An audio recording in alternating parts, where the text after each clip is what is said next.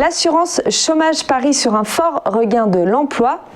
C'est un véritable renversement de situation, celui des prévisions de février. L'Unédic prévoit 362 000 créations nettes d'emplois d'ici à la fin 2023 et ceci dû à un cocktail plutôt positif, la hausse des cotisations, la baisse des dépenses d'allocation et la fin des mesures d'urgence.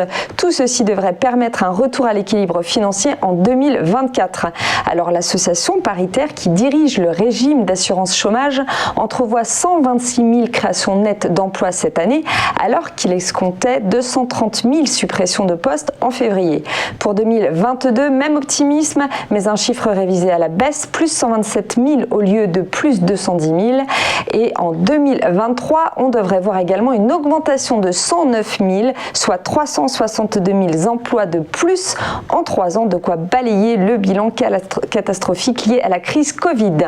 À souligner que ces prévisions dépendent de l'hypothèse d'une application au 1er juillet 2021 de la réforme qui soutient d'importantes économies dans les dépenses d'allocation à partir de 2022. Mais ces chiffres ne doivent pas faire oublier qu'avec la crise, la dette de l'Unédic a explosé, 70 milliards fin 2023, soit 30 milliards de plus que fin 2019, dont les 2/3 concernent les mesures d'urgence. Et cet échec pour le président, le bilan du premier tour des régionales qui fait grincer les dents. Un premier constat, le parti du chef de l'État aurait dû jouer la carte de l'implantation locale, que ce soit dans les bastions des Hauts-de-France, Auvergne-Rhône-Alpes ou en Occitanie. La majorité s'est prise un zéro pointé. Alors même si ces régionales ont été marquées par un chiffre record en termes d'abstention, il n'en reste pas moins qu'Emmanuel Macron voulait tester là, à 1 an de la présidentielle, la tendance en s'évertuant de donner à ces élections une portée nationale. Importante implication de la part du chef de l'État et de son Premier ministre, avec par exemple cet accord de premier tour signé avec Renaud Muselier en PACA, la présence d'Emmanuel Macron dans les Hauts-de-France à l'occasion de son Tour de France et les nombreux déplacements du Premier ministre pour épauler les candidats de la majorité.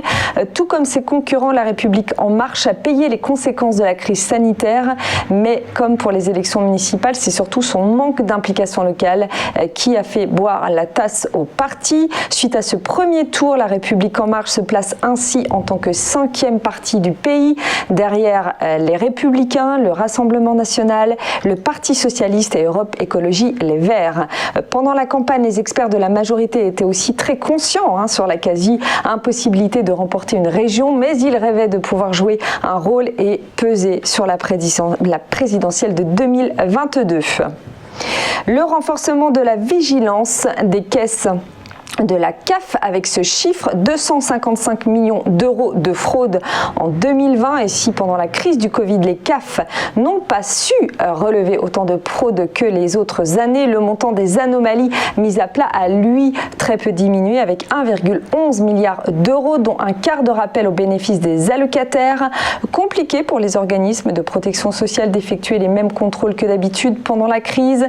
Les caisses d'allocation familiale qui distribuent une 50aine de milliards d'euros de prestations chaque année, comme le RSA, l'allocation familiale, la prime d'activité et bien sûr les APL, ont malheureusement été soumis aux mêmes contraintes que les autres.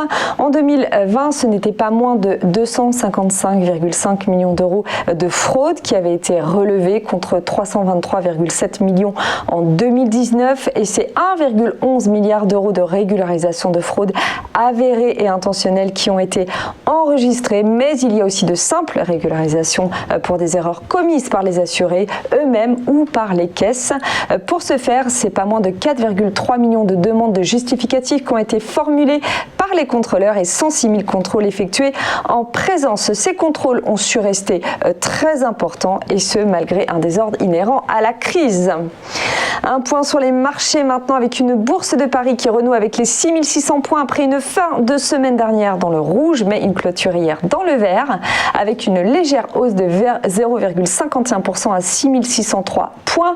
Un marché qui avait été impacté par des prises de profit évidentes vendredi et un marché qui avait totalement intégré le léger durcissement du discours de la Fed à la suite de la réunion de son comité de politique monétaire. La bourse va être très attentive cette fin de semaine et les chiffres de l'inflation du mois de mai vont sûrement jouer aux États-Unis avec la publication de l'indice PCE. Côté européen, les investisseurs vont scruter les interventions de plusieurs responsables de la Fed, dont celle du président, bien sûr, Jérôme Powell aujourd'hui, et celle de la présidente de la Banque centrale européenne, Christine Lagarde, fin de semaine. On marque une première pause et juste après, on vous fait vivre l'ouverture de la séance en France et un point sur la tendance ce matin avec une analyse sur le niveau de l'indice parisien. À tout de suite pour le ChronoCAC.